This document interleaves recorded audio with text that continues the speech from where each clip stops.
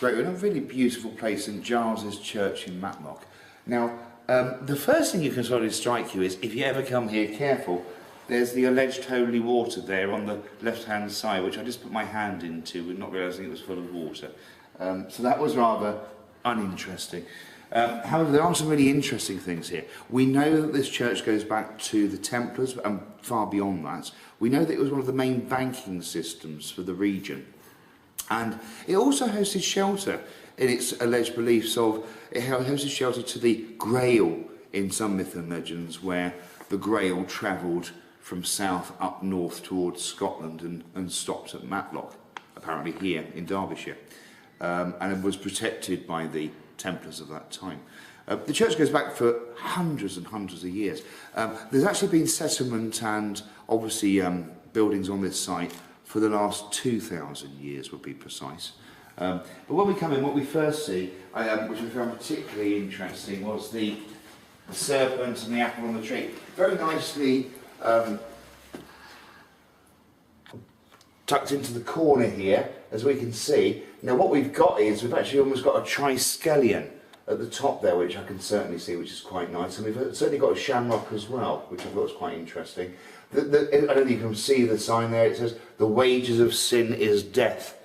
So that just reiterates the, that sinners will burn in hell, I guess. But then who is to judge what is sinning and what isn't? Is it a morality sort of value of morals, or is it more the sign of the times?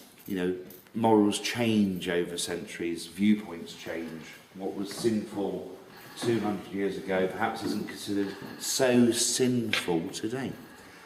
We've certainly got this here, which is the font, which is certainly very nice. As it says here on the thing, it was basically is about 700 years old and was discovered in the old rectory garden. So they brought it in here, which brings one to wonder what it was doing in the old rectory garden. Why was it there? We know that in times past, the vicar, the priest, the minister of a religion of a parish would take services for the folk of the village in the church, but there'd often be some private ceremonies as well. Now that begs the question that we're only looking at 700 years ago. Was this said font used for Templar practices, perhaps at the old rectory? I would suggest it was. For two reasons, really. One, its emblematic inscriptions that it has around its base. I don't know how much the camera's going to pick up on this, which is certainly of Templar mode. And secondly, we'll just come around, there's a marking, I don't think you can see it, there's a marking on here, which is a secret symbol of the Templars. I don't know how much of that you can get. I'll put that on film. So, which screams to me that this particular, and then there was light, and light thus was given. And then we've got, I don't know how much you can get on that really, and then we've got, but you can see it's worn over time, most of it's worn over time, and it can almost be mistaken for being part of the brickwork. It's not, it's actually a marking.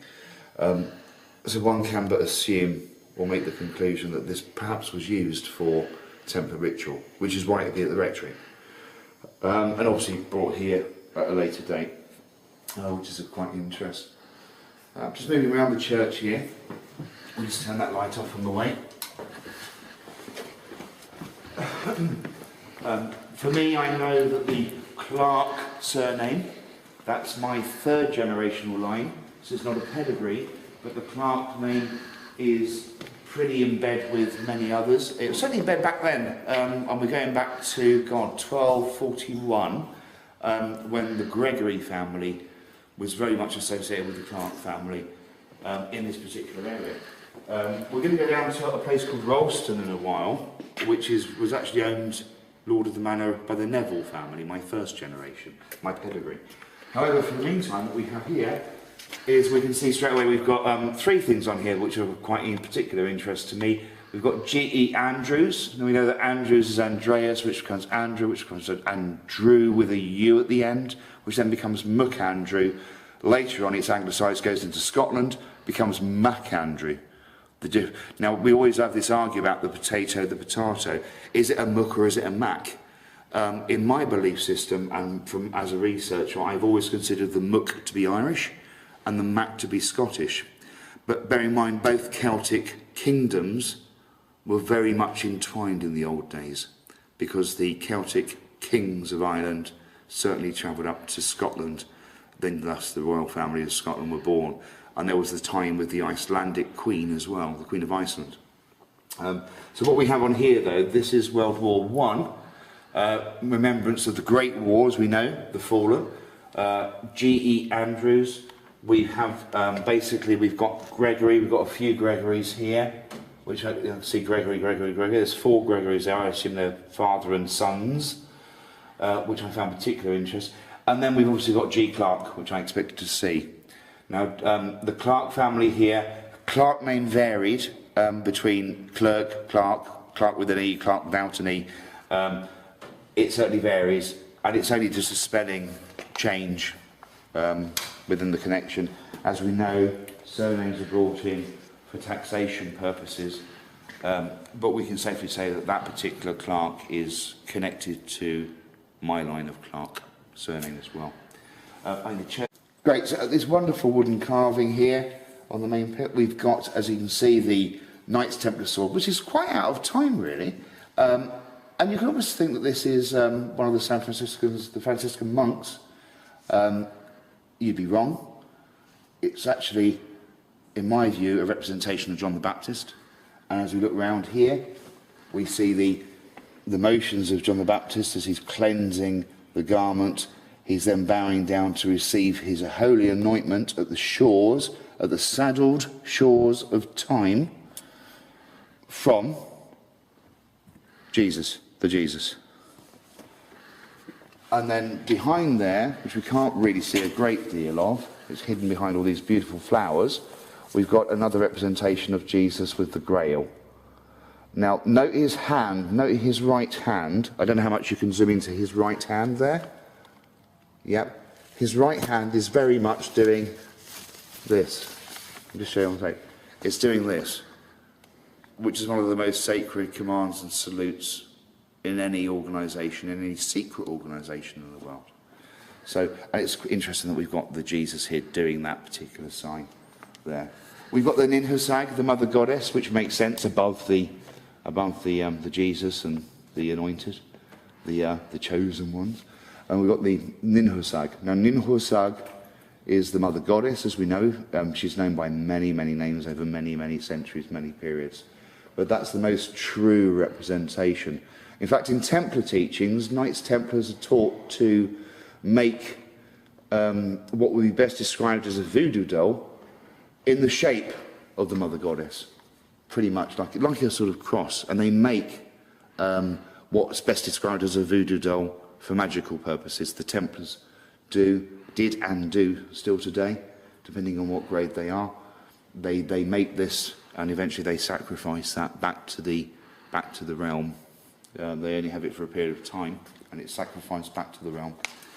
So that I found particularly of interest there. High altar, what can we say about the high altar? It's certainly nice enough.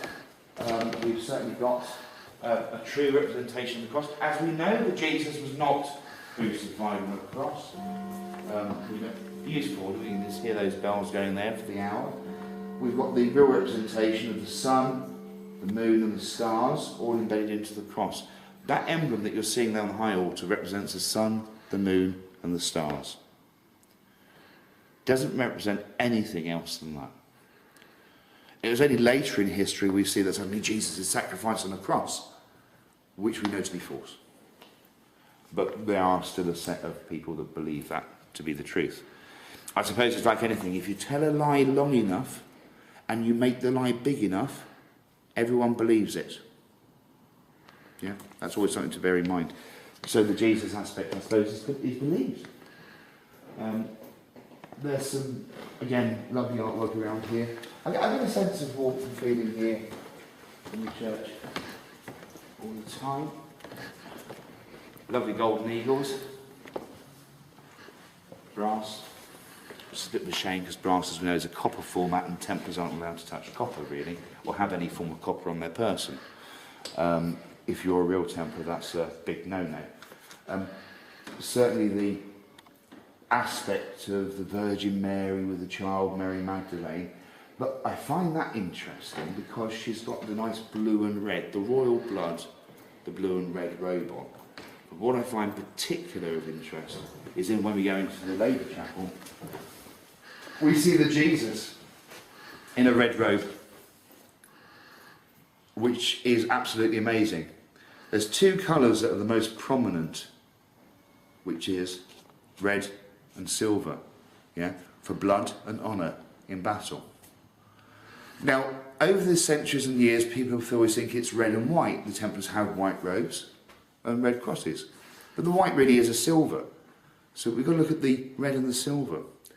When we look at the Neville family's code of honour, their mottos, their emblematic is two silver swords crossed on a red shield.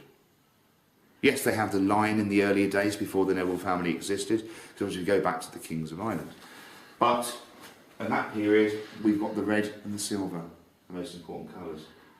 Now, if you are practising in certain forms of paganism, dare I say, or even witchcraft, you're taught that silver's not a good thing to have around you. You're taught that silver's quite negative and quite not that energetic. That's purely a mask to put people at rest, really, and to say, well, you know, only the righteous should hold silver. So what they're saying is that until one has learnt the values and the reasons and the purpose of their existence, only at that point should they have the right, the privilege to hold silver upon them. Because only at that point are they honourable. And they become the honour of themselves. Nice photos here.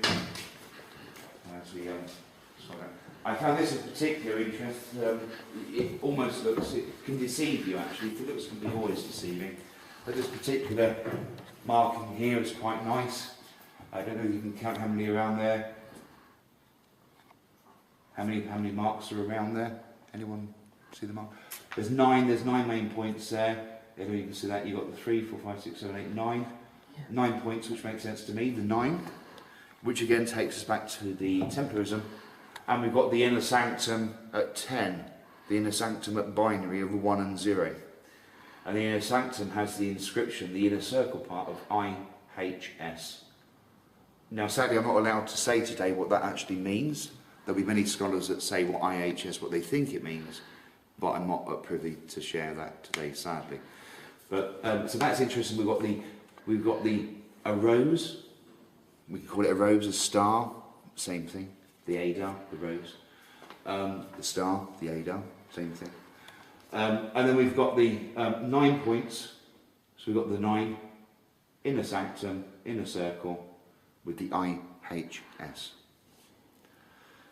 But let's not try and work that out into the modern English language. Remember, the Templars spoke in Kadu, they spoke in Sumerian language that's, as we know, 9,000 years ago. It's a very ancient language spoken by only a few these days. So let's not try and translate the IHS to a modern English and think, oh, that's an acronym for something. The IHS means something quite different, which is good. And there we are, a lovely church. St Giles Church, Derbyshire. Worth a visit. Certainly picturesque, the scenery is beautiful. We're going to go and look at all the gravestones shortly. A short while ago offline I've seen the most amazing tombstone that has got to be worth a visit, which we'll go and see after the inside of the church filming part. It's amazing.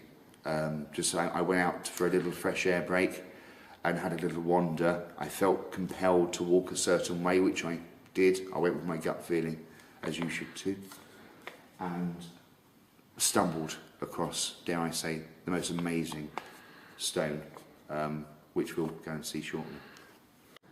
Okay, we're at St Giles' Church. It's sort of late afternoon, I guess, now. We've turned the lights off.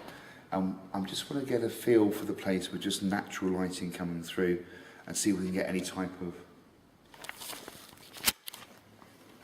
sense or feeling from anything that's here. If there's anyone there that wants to communicate and let us know that you're here, then do so. That's my learned colleague. That's not the ghost of Arkwright.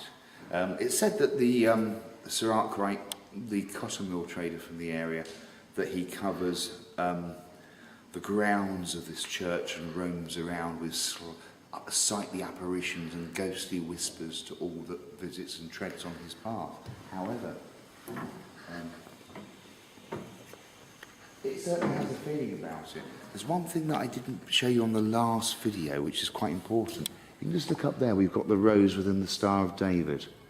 Up there, the purple Star of David, which is quite interesting, but absolutely prominent because the star's heading towards the east, the Eastern Star. No surprise that the Freemasonic ladies' movement is called Order of the Eastern Star. It's always about the star in the east. So as we just travel around, just get a sense of it's somehow I think that the natural vibrations, as opposed to the artificial lighting, often has so much more effect.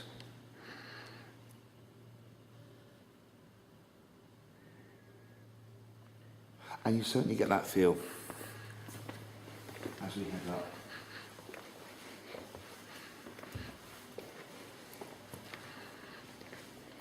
There's definitely a different sense here. And I'm just going to go into the high altar section because that's where I feel I need to go right now.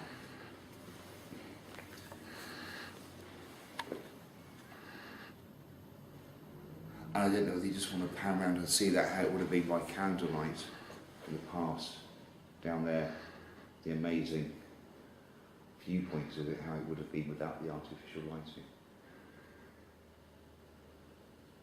Is there someone there that wants to talk with us? Perhaps share something from the past.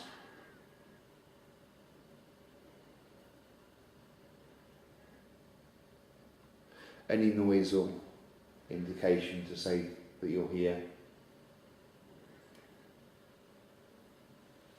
That you're here with us right now?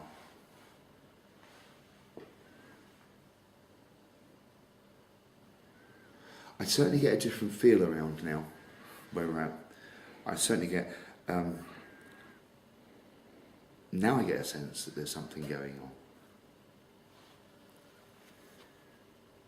I don't know whether we're going to find anything offline. Sometimes we do, sometimes we don't. But perhaps you'd like to speak with us?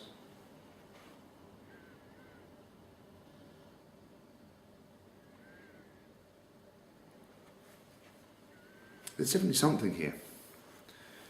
Whether you've got that online or not, you'll have to review afterwards, but there's certainly a sense of feeling of